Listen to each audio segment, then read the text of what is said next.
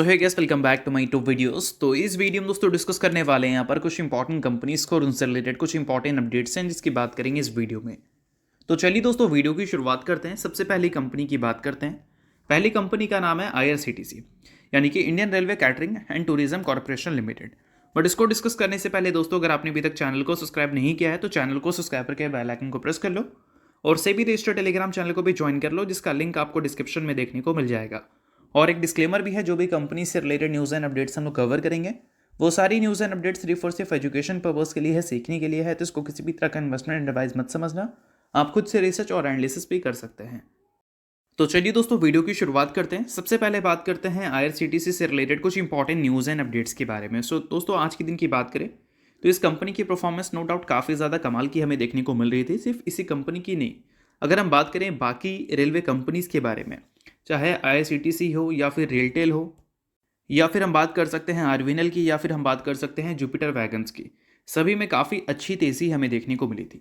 और इस तेज़ी के पीछे की अगर हम रीज़न की बात करें तो वो है इंडियन रेलवेज़। इंडियन रेलवेज़ ने दोस्तों जो टिकट के प्राइजेस हैं उसको बढ़ाया है और उम्मीद है ये बढ़ते प्राइजेस की वजह से इंडियन रेलवे के पास एडिशनल 600 करोड़ रुपए का रेवेन्यू मिलता हुआ दिखेगा। तो बेशक ये सारी चीज़ें काफ़ी अच्छी हैं अगर हम इंडियन रेलवे के पॉइंट ऑफ व्यू से देखें, बट अगर हम बात करें आम जनता के पॉइंट ऑफ व्यू से तो ये उतनी भी अच्छी खबर नहीं है। बट दोस्तों अगर हम बिजनेस पॉइंट ऑफ व्यू से देखें तो ये सारी चीज़ें हमारी जो रेलवे सेक्टर की कंपनीज हैं उनके लिए काफ़ी ज़्यादा फायदे का है, क्योंकि 600 करोड़ का अगर एडिशनल रेवेन्यू मिलता है तो ऑब्वियस सी बात है कि उसको कहाँ यूज़ किया जाएगा। रेलवे इंफ्रास्ट्रक्चर को बढ़ाने में यूज़ किया जाएगा, जहाँ पर जो कंपनीज़ हैं उसको ज़्यादा कॉन्ट्रैक्ट्स मिलते हुए नज़र आ सकते हैं, ऑर्डर रिलीज़ होते हुए दिख सकते हैं। और साथ में इंडियन रेलवेज़ में अगर IRCTC काम कर रही है तो उसको भी अच्छा फ़ायदा हो सकता है। अब देखो IRCTC का जो बिज़नेस मॉडल है उसमें आपको कई सारे बिजनेसेस देखने को मिलते हैं, मतलब रेलवे सेक्टर में ही कंप्लीट कंपनी काम करती है बट सेगमेंट कंपनी का अलग अलग दिखता है। इसमें एक है कैटरिंग का। 2022 के फाइनेंशियल ईयर में टोटल रेवेन्यू जो कंपनी रिपोर्ट करती थी उसका 27% यही सेगमेंट देता था, बट 2024 में ये सेगमेंट बढ़कर 47% हो गया। जब हम बात करते हैं कंपनी के इंटरनेट टिकटिंग सेगमेंट के बारे में तो पहले ये टोटल रेवेन्यू का 54% देता था, अभी टोटल रेवेन्यू का 30% दे रहा है। अगर हम बात करें टूरिज्म के बारे में तो पहले टोटल रेवेन्यू का ये 10% देता था, अभी के टाइम पे ये 16% दे रहा है। पर दोस्तों एक चीज़ है कि कैटरिंग सेगमेंट भले कंपनी को सबसे ज़्यादा रेवेन्यू अभी के टाइम पे दे रहा है, बट जब हम बात करते हैं प्रॉफिट के बारे में तो उसमें आपको सबसे ज़्यादा कंट्रीब्यूशन इस सेगमेंट का देखने को मिलता है, इंटरनेट टिकटिंग का। और देखो जब रेलवे के प्राइस हाइक हमें देखने को मिलते हैं तो उस केस में जो प्रोसेसिंग फ़ी है वो भी थोड़ा सा इंक्रीज़ हो जाता है। और प्रोसेसिंग फ़ी अगर इंक्रीज़ हो जाता है तो ऑब्वियस सी बात है कि उसी से तो IRCTC का मेन प्रॉफिट सोर्स जनरेट होता है। तो वही सारी चीज़ों की वजह से आज के दिन ये जो फीस हाइक की वजह से हमारी रेलवे कंपनीज ऊपर देखने को मिल रही है, ये सारी कंपनी के साथ आपको IRCTC भी खुश रहती हुई दिखी है। सो अब दोस्तों वीडियो में आगे बढ़ने से पहले बात कर लेते हैं एक सेबी रजिस्टर्ड टेलीग्राम चैनल के बारे में जिसका नाम है ट्रेडर बाजी। अब ये सेबी रजिस्टर्ड रिसर्च एनालिस्ट हैं जिनका रजिस्ट्रेशन नंबर आपको यहाँ पर देखने को मिलता है और इनको 8 साल से भी ज़्यादा का एक्सपीरियंस है ऑप्शन एंड स्विंग ट्रेडिंग में। साथ में 3000 से भी ज़्यादा लोगों को ऑलरेडी ये ट्रेन कर चुके हैं। तो इनके टेलीग्राम चैनल का जो लिंक है वो आपको डिस्क्रिप्शन में देखने को मिल जाएगा, लिंक के थ्रू जाकर जरूर इस चैनल को आप ज्वाइन कर लेना। ज्वाइन करने का सबसे बड़ा प्लस पॉइंट ये है कि काफ़ी सारी कंपनी के टेक्निकल्स को प्रॉपर एनालिसिस कर यहाँ अपडेट किया जाता है, जो कि अभी आपको यूट्यूब पे तो देखने को नहीं मिलता, जिसको आप यहाँ पर आकर ज़रूर चेकआउट कर सकते हैं।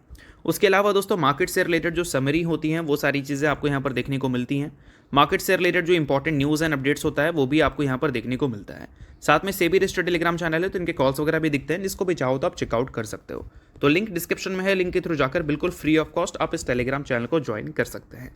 तो चलिए दोस्तों बात करते हैं अगली कंपनी के बारे में। सो अगली कंपनी का नाम है दोस्तों इन्फोसिस लिमिटेड। सो दोस्तों आज के दिन की बात करें तो इन्फोसिस की परफॉर्मेंस हमें काफ़ी अच्छी देखने को मिल रही थी। परफॉर्मेंस अच्छी इसीलिए देखने को मिल रही थी क्योंकि इन्फोसिस से रिलेटेड मल्टीपल न्यूज़ हमें सुनने को मिल रहा था। सबसे पहली न्यूज़ दोस्तों ये है कि इन्फोसिस ADR की वजह से काफ़ी ज़्यादा फोकस में थी और इनफैक्ट 2 बड़े न्यूज़ की वजह से भी इन्फोसिस आज के दिन आपको फोकस में दिख रही थी, जिसमें एक न्यूज़ तो ऑब्वियस सी बात है ADR को लेकर है। इन्फोसिस ADR US मार्केट में 56% की तेज़ी रिपोर्ट करती हुई दिखी थी। उस वजह से न्यूयॉर्क स्टॉक एक्सचेंज में इन्फोसिस ADR का जो ट्रेडिंग है उसको रोका भी गया था कि इतनी बड़ी तेज़ी अगर इतनी बड़ी कंपनी में देखने को मिल जाए तो ऑब्वियस सी बात है कि कुछ कन्फ्यूज़न ज़रूर रहती है कि इतनी बड़ी तेज़ी कैसे देखने को मिल गई। तो ट्रेडिंग रोका गया ताकि इन्वेस्टर्स को नुकसान ना हो, और इसके बाद इन्फोसिस से क्लैरिफिकेशन भी मांगा गया था कि ये तेज़ी के पीछे का रीज़न बताओ। बट इन्फोसिस ने क्लियर कर दिया भाई कि इस तेज़ी के पीछे का हमारा कोई भी रीज़न नहीं है, यानी कि कोई भी ऐसा इवेंट नहीं है आने वाले कल में जो कि हम एग्जीक्यूट करने वाले हैं और वो इवेंट की वजह से इनसाइडर ट्रेडिंग जैसी चीज़ें हमें देखने को मिल जाए। मतलब इनसाइडर ट्रेडिंग से रिलेटेड जो डर था वो सारे डर को इन्फोसिस ने खारिज कर दिया है, क्लियर कर दिया है कि कोई भी इनसाइडर ट्रेडिंग जैसी चीज़ें नहीं है, क्योंकि आने वाले कल में कोई भी इवेंट हम ऑर्गेनाइज नहीं कर रहे हैं। अब देखो दोस्तों, फिर भी इतनी बड़ी तेज़ी अगर हमें देखने को मिली थी तो इसके रीजंस भी हमने डिस्कस किया था, और वो शॉर्ट सेलिंग से रिलेटेड चीज़ें थी जो कि हमने डिस्कस किया था। ये शॉर्ट सेलिंग के लिए क्या होता है, लेंडर से आप शेयर्स बोरो करते हो, और ऑब्वियस सी बात है अगर आप बोरो करोगे तो वापस तो देना पड़ेगा, और जो सोच कर आप बोरो करोगे वो चीज़ अगर आप नहीं होगी तो ऑब्वियस सी बात है आपको लॉस होगा, और उस लॉस को काउंटर करने के लिए आप शेयर वापस से खरीद कर अपने लेंडर्स को वापस करेंगे। और इन्फोसिस में एक तेज़ी का सेंटिमेंट तो बना हुआ था, इस वजह से इन्फोसिस में बाइंग दिख रही थी, ईडीआर की बात हो रही है, और उस टाइम जो शॉर्ट सेलर ने भी बाइंग किया उस वजह से बड़ी तेज़ी इन्फोसिस में देखने को मिल गई। बट इन सारी चीज़ों के बाद दोस्तों एक और न्यूज़ थी जिसके बारे में भी हम लोग बात कर लेते हैं, और वो दोस्तों ये है कि यूएस कोर्ट की तरफ से ग्रांट कर दिया गया है फाइनल अप्रूवल मैकेश सेटलमेंट को लेकर, और इस चीज़ को एनएससी और बीएससी में भी अपडेट किया गया था। इसका मतलब ये है कि जो इन्फोसिस का पुराना प्रॉब्लम हमें देखने को मिल रहा था, उस प्रॉब्लम को सेटलमेंट से रिलेटेड चीज़ें मिल चुकी हैं। और सेटलमेंट की अगर हम बात करें तो मैकेश एग्री कर चुका है पेमेंट के लिए $17.5 मिलियन टू सेटल द जो भी केस था उन सारी चीज़ें से रिलेटेड। तो यही दो न्यूज़ थी जिस वजह से आज के दिन इन्फोसिस आपको फोकस में दिख रही थी। बट ये सारी चीज़ें तो फिर भी ठीक है। सबसे बड़ी खबर यहाँ पर यह है कि इन्फोसिस से ऊपर वाली जो कंपनी है, इन्फोसिस बड़ी कंपनी है बट इससे ऊपर भी तो कंपनी है, और वो कंपनी टीसीएस है और एक एसेंचर है। और एसेंचर ने भी हाल ही में जो अपने रिजल्ट पब्लिश किया था उसमें गाइडेंस को उन्होंने अनचेंज रखा है, यानी कि उनके हिसाब से सिचुएशंस अब थोड़ी सी बेटर हो सकती है, या फिर सिचुएशन एज इट इज़ रह सकती है जो उन्होंने पहले प्रिडिक्ट किया था।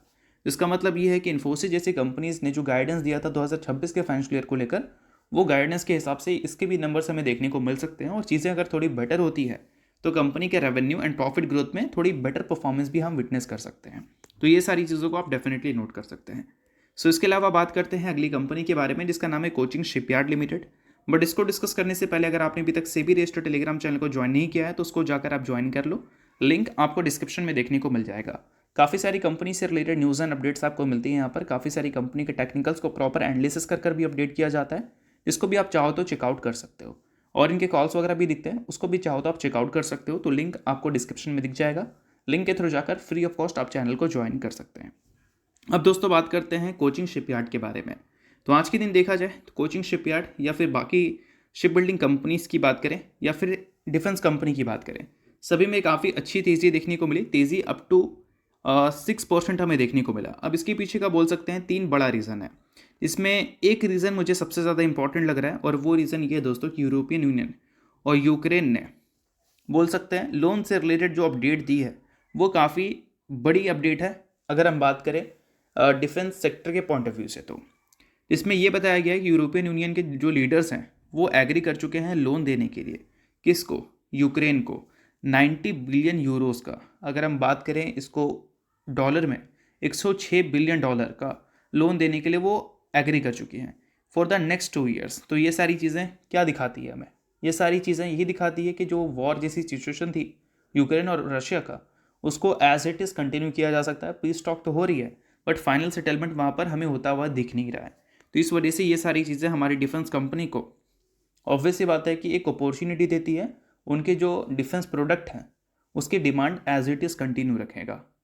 और इसके अलावा दोस्तों और भी चीज़ें हैं जो कि आप नोट कर सकते हो। लाइक अगर हम बात करें वैल्यू बाइंग की, तो यहाँ पर ये बताया जा रहा है सिंपली कि अभी के टाइम पे देखा तो मार्केट सेंटिमेंट्स थोड़ी पहले के मुकाबले बेटर दिख रही है, और डिफेंस कंपनी 52 वीक हाई से अच्छा खासा नीचे है। इस पीरियड में अगर इस कंपनी के नंबर्स की बात करें तो नंबर्स में कंपनी के प्रॉफिट और रेवेन्यू ऐसा नहीं कि बहुत ख़राब हमें परफॉर्म करते हुए दिख रहे हैं। रेवेन्यू कंपनी का 15% पॉजिटिव है बट प्रॉफिट 15% नेगेटिव इसलिए क्योंकि प्रोविजन की वजह से कंपनी का प्रॉफिट गिरा था। इसको हो सकता है कि कंपनी अगले क्वार्टर में ही शॉर्ट आउट करती हुई नजर आ जाए। तो ये सारी चीज़ें कंपनी के फाइनेंशियल या बिजनेस को ख़राब नहीं दिखा रही है, बट जो वैल्यूएशन एडजस्ट हुआ है उसकी वजह से हो सकता है मार्केट सेंटीमेंट को देखते हुए कि वैल्यू बाइंग हमें देखने को मिली है डिफेंस कंपनी में और रेलवे कंपनी में। और साथ में जो बजट से पहले तेज़ी देखने को मिलती है डिफेंस एंड रेलवे कंपनीज में, वो चीज़ें तो चलती ही रहती हैं। तो वो सारी चीज़ों की वजह से आज के दिन हमारी डिफेंस और रेलवे कंपनीज एक पॉजिटिव परफॉर्मेंस डिलीवर करती हुई दिखी है। बाकी चीज़ें सिर्फ एजुकेशन पर्पज़ के लिए, किसी भी तरह का इसको रिकमेंडेशन मत लेना। अब बात करते हैं अगली कंपनी के बारे में। नाम है दोस्तों Autham investment and infrastructure. Recently company के बोर्ड ने अप्रूव कर दिया है 4:1 के रेशियो में बोनस। सो अगर आप इस कंपनी के शेयर होल्डर हैं तो एक के बदले कंपनी आपको 4 इक्विटी शेयर देती हुई नजर आएगी बोनस के तौर पर। और शेयर होल्डर नहीं है तो आप इग्नोर भी कर सकते हैं, न्यूज़ थी इस वजह से मैंने बता दिया। बाकी ये किसी भी तरह का रिकमेंडेशन नहीं है। तो होप करता हूँ ये वीडियो आपको अच्छा लगा होगा। लाइक कीजिए, पहली बार सब्सक्राइब कीजिए। वीडियो के लिए बहुत बहुत शुक्रिया।